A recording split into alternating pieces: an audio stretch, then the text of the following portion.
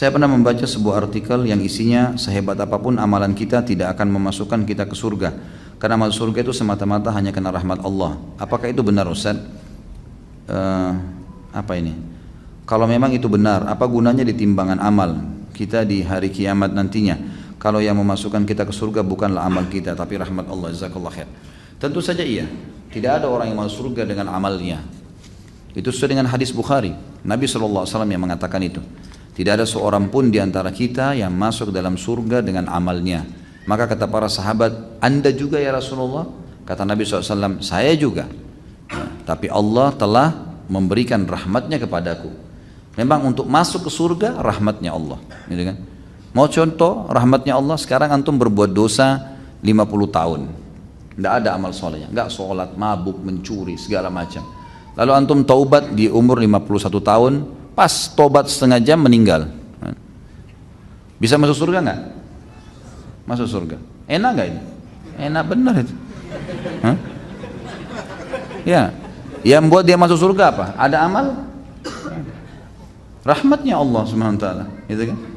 Antum juga biar beramal 50 tahun, ya. Tahun 51 meninggal dunia. Apa jaminannya amal antum ikhlas, tulus, khusyuk? Ada jaminan? Selama ini mengkhayal terus kalau salat? Rahmat Allah itu. Orang umur 60 tahun. 15 tahun pertama, anggaplah 12 tahun, 13 tahun. Di Indonesia mungkin agak telat, orang balik mungkin sekitar 14 tahun, gitu kan? Anggap 14-15 tahun antum balik. Berarti kalau umur antum 60 tahun, 15 tahun sudah habis untuk masa anak-anak. Kemudian dipakai tidur 8 jam per hari. Kalau kali 60 dikurangi jumlah 24 jam per hari, kurang lebih 20 tahun antum habiskan untuk tidur. Berarti dari 40 tahun tadi, maaf, 60 jadi 45. 45 dikurangi 20, sisa 25. Ya. Waktu bekerja 8 jam per hari, habis lagi 20 tahun untuk bekerja. Sisa berapa umur antum untuk sholat malam, untuk ibadah, ya? Itu pun kalau orang tidak melalui maksiat, melalui amal terus, gitu kan?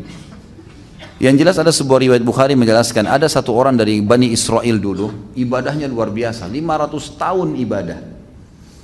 Tidak pernah interaksi sama orang, tinggal di sebuah pulau. Kata Nabi SAW, pada saat dia meninggal, Allah Subhanahu wa Ta'ala berkata kepadanya, masukkan hambaku ini ke dalam surga dengan rahmatku. Lalu dia merasa 500 tahun ibadah, nggak ada dosanya menurut dia.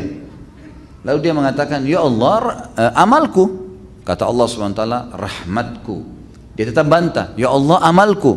Sampai 3 kali. Maka kata Nabi SAW, Allah pun berfirman kepada para malaikat, ambil nikmat matanya hambaku ini, timbang dengan seluruh amal yang dia kerjain. Mata dia pakai 500 tahun nih, bisa melihat, bisa beraktivitas, bisa segala-galanya. Itu timbang nikmat mata yang saya kasih dengan amalnya dia yang dia kerjain 500 tahun. Waktu ditimbang ternyata nikmat mata saya sudah ngalahin seluruh amalnya. Belum nikmat telinga, belum nikmat segala-galanya nih. Banyak kalau nikmatnya Allah mau dihitung. Bagaimana caranya antum mau menilai amal antum? Gitu. Amal apa yang kita kerjain teman-teman sekalian? Tidak ada amal-amal yang sederhana. Dari 24 jam sholat cuma 5 waktu yang wajib. Kalau kita hitung 10 menit satu sholat berarti 50 menit. Masih ada 23 jam 10 menit. Antum bebas lakukan apapun. Rahmat Allah SWT. Baik, apa tujuannya ditimbang amal? Untuk menentukan derajat antum di surga. Antum ini derajat keberapa? Di pintu keberapa masuknya? Itu amal kita. Amal akan menentukan derajat nanti. Ya, derajat surga yang ke-100, tingkat yang 100 kah, tingkat yang pintu yang ketiga kah, derajat yang keberapa, itu amal kita yang menentukan nanti. Tapi kita masuknya dengan rahmat Allah.